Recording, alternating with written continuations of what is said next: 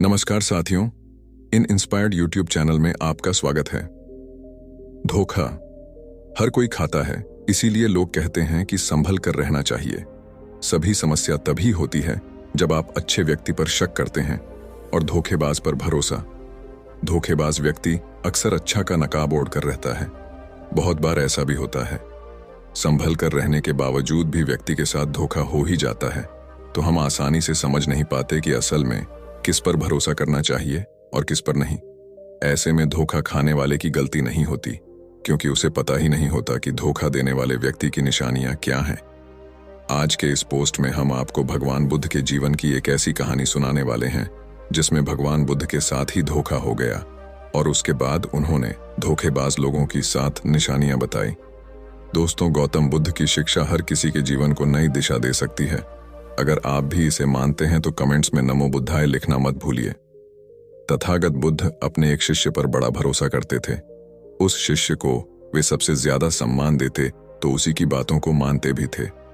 बुद्ध उस शिष्य की हर बात पर आंखें बंद करके विश्वास करते थे, लेकिन आज तक बुद्ध को कभी यह पता नहीं चला कि उनका वह शिष्य कौन से गांव में और कहां का रहने वाला है, क्या काम करता है, लेकिन फिर भी बुद्ध उस पर विश्वास करते थे।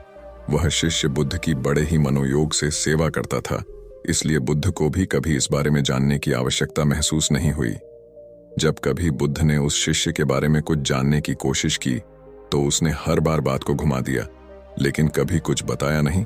बुद्ध के उस शिष्य का व्यवहार आश्रम के बौद्ध भिक्षुओं के साथ भी बड़ा ही अच्छा था।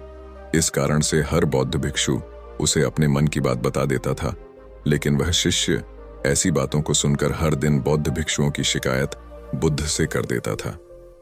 ऐसे ही एक दिन भगवान बुद्ध भोजन करने बैठे और कुछ देर बाद उनकी तबीयत खराब हो गई। उन्होंने अपने एक शिष्य को भेजकर राजवैद्य को बुलाकर लाने को कहा।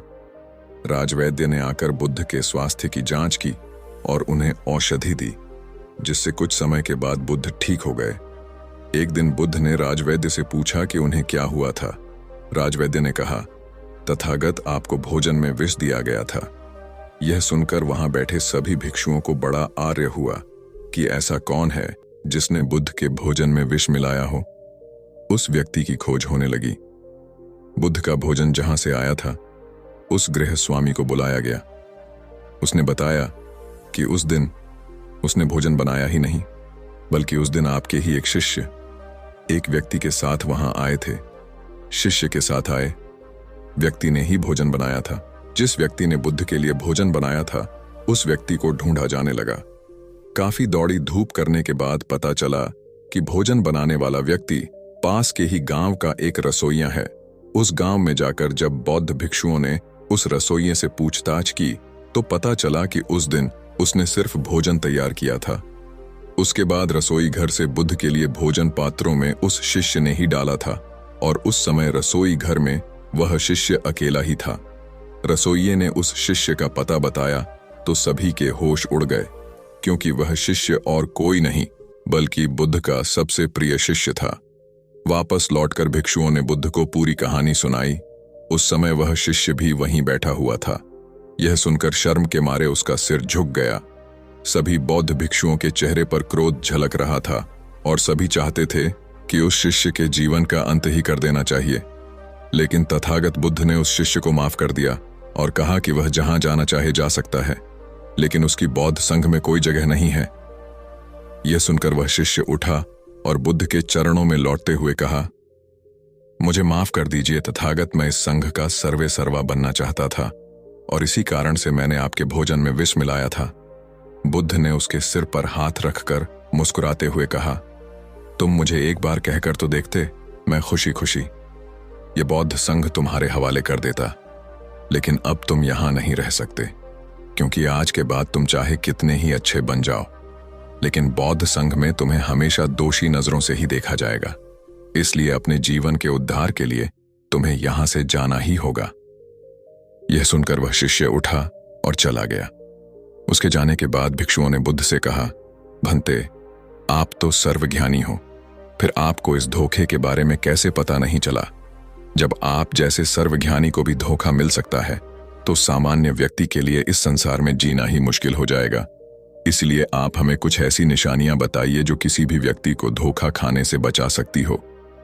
यह सुनकर बुद्ध मुस्कुराए और बोले, मुझे यह पता था कि यह शिष्य किसी दिन मेरे साथ धोखे जैसा व्यवहार करेगा, लेकिन मैं यह देखना चाहता था कि इस संघ में कोई ऐसा व्यक्ति है जो उसके धोखे को समय रहते जान सके। लेकिन इस संघ में ऐसा कोई भी व्यक्ति नहीं था। इसलिए मैं तुम्हें 7 ऐसी निशानियां बता रहा हूं जिन्हें देखकर आप इस बात का अंदाजा लगा सकते हैं कि तुम्हारा करीबी तुम्हें धोखा दे सकता है या नहीं। धोखेबाज व्यक्ति की 7 में से पहली निशानी है वे आपसे अपना सब कुछ छिपाए। आप धोखेबाज व्यक्ति के बारे में कुछ नहीं जान पाओगे, क्योंकि जब भी आप उनसे उनके बारे में कुछ भी पूछेंगे तो वे हर बार बात को बदल देंगे, लेकिन बदले में वे आपसे आपके जीवन के हर एक रहस्य के बारे में जानने की कोशिश करेंगे। उनका पूरा जीवन आपके लिए पूरी तरह से रहस्यमय होगा। भले ही आप उस व्यक्ति के बड़े ही करीबी होंगे, लेकिन उसके बारे में आपको कुछ भी पता नहीं होगा।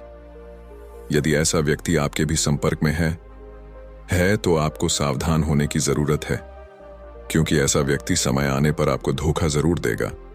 धोखेबाज व्यक्ति की दूसरी निशानी है, उन्हें आपकी कोई परवाह नहीं होगी। ऐसे व्यक्तियों के लिए आपके जीवन और मरण से कोई मतलब नहीं होगा। ऐसे व्यक्ति आपसे किसी भी तरह अपना काम निकलवाने की कोशिश करेंगे। यदि आपको नुकसान पहुंचाकर भी उनका काम होता है तो ऐसे व्यक्ति इस बात की कोई परवाह नहीं करेगा। इसलिए ऐसे व्यक्ति से बचक रहे ही सबसे अच्छा विकल्प है, क्योंकि एक दिन ऐसा व्यक्ति धोखा जरूर देता है। धोखेबाज व्यक्ति की तीसरी निशानी है, वह हर समय झूठ बोलते रहते हैं। अपने जीवन अपने काम को पूरी तरह से रहस्यमय रखने के लिए यह व्यक्ति हमेशा झूठ बोलते हैं। इनके पास एक ही बात के कई जवाब होते हैं, इसलिए ऐसे झूठे व्यक्ति धोखा देते ही हैं। धोखेबाज व्यक्ति की चौथी निशानी, उनकी कथनी और करनी में अंतर होता है। ऐसे लोग कहते कुछ है और करते कुछ है। यह लोग आपको खुश करने के लिए आपके पक्ष में कुछ भी कह सकते हैं, लेकिन जब करने की बात आएगी तो यह हमेशा अपने स्वार्थ को आगे रखते हैं, फिर चाहे आपका नुकसान ही क्यों ना हो जाए।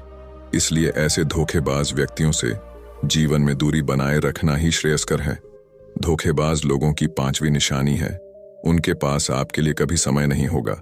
धोखेबाज लोगों की यह सबसे बड़ी निशानी होती है कि जब भी आप उनसे समय मांगेंगे तो वे आपके लिए हमेशा व्यस्त रहेंगे। उनके पास खुद को व्यस्त दिखाने के लिए हजारों बहाने होंगे, यहां तक कि जब तक उन्हें आपसे कोई मतलब नहीं होगा तब तक वे आपसे बात तक नहीं करेंगे। लेकिन जैसे ही उन्हें आपसे कोई काम होगा फिर वे आपके पास हर समय मौजूद होंगे। ऐसे लोग बड़े मतलबी होते हैं, अपना मतलब सिद्ध होते ही गायब हो जाते हैं। इसलिए जीवन में ऐसे व्यक्तियों से दूरी ही सबसे अच्छा उपाय है। धोखेबाज लोगों की 6ठी निशानी है, वे आपको हमेशा दुख पहुंचाने की कोशिश करेंगे। ऐसे लोग हमेशा इस बात की कोशिश में लगे रहते हैं कि कैसे भी करके आपकी उन्नति को रोक दिया जाए। ऐसे व्यक्ति आपको नुकसान पहुंचाने का कोई भी मौका नहीं छूक, यानी ऐसे लोगों को आपको नुकसान पहुंचाने में या फिर आपको दुखी करने में बड़ा ही आनंद आता है। इसलिए भिक्षु ऐसे लोगों से दूरी रखना ही जीवन में धोखे से बचे रहने का सबसे अच्छा उपाय है। धोखेबाज लोगों की 7वीं और अंतिम निशानी है कि उनकी जिंदगी में आपके लिए कोई जगह नहीं होती। ऐसे लोगों के लिए आप कोई मायने नहीं रखते। ऐसे लोगों के लिए आपकी परेशानियां परेशानी नहीं होती। ऐसे लोगों के लिए आपका दुख कभी दुख नहीं होता। भले ही आप उस व्यक्ति के दुख में दुखी हुए हो, भले ही उसकी परेशानियों में आपने परेशान होकर भी उसकी सहायता की, भले ही आपके लिए वह बहुत कुछ हो, लेकिन उसके लिए आप कुछ नहीं होते। ऐसे व्यक्ति जीवन में आपको धोखा देते ही दोस्तों। यदि आप भगवान बुद्ध की बताई इन 7 निशानियां को देखकर अपने लिए एक सच्चा दोस्त चुनते हैं तो यकीन मानिए आप जीवन में कभी धोखा खा ही नहीं सकते। इसलिए धोखाबाज लोगों की इन 7 निशानियां को हर दिन याद रखें।